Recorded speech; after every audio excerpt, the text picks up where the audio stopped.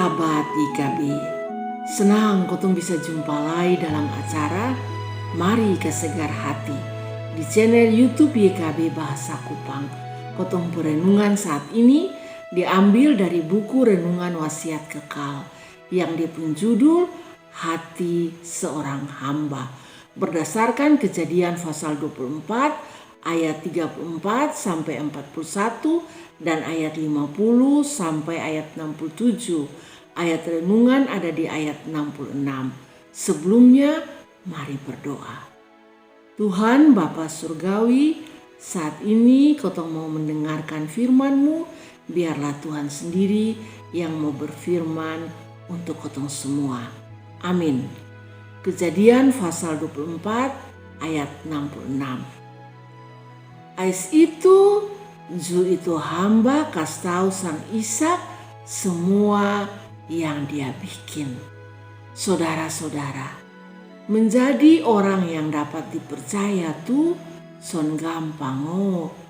Harus bisa tepat janji, jaga hati dan jaga tindakan supaya satu. Jangko hati lain, kotong bikin lain. Nanti orang son percaya sang kotong.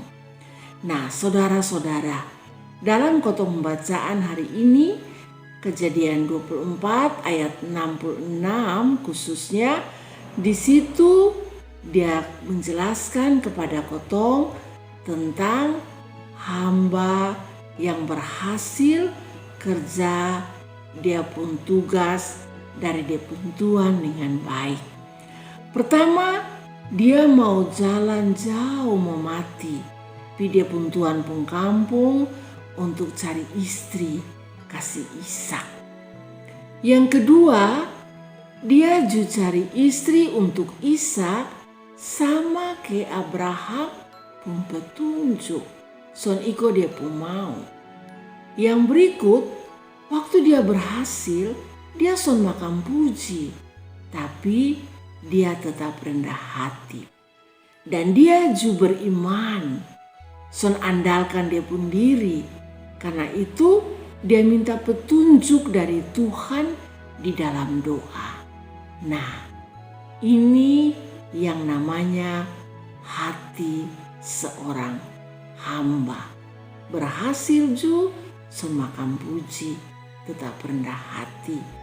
Nah, saudara-saudara, kotong semua dipanggil untuk punya hati seorang hamba. Dalam kotong pun hidup nih, kalau kotong nih punya hati sama seperti seorang hamba sesuai dengan bacaan hari ini, maka pasti orang selalu percaya sang kotong. Orang akan suka sang kotong. Karena kotong bertanggung jawab tapi juga rendah hati. Amin. Mari kotong berdoa. Terima kasih untuk petunjuk firman Tuhan bagi kotong, supaya kotong bisa memiliki hati seorang hamba yang bertanggung jawab. Berkatilah kotong Tuhan, dalam nama Kristus kotong berdoa. Amin. Demikian firman Tuhan hari ini.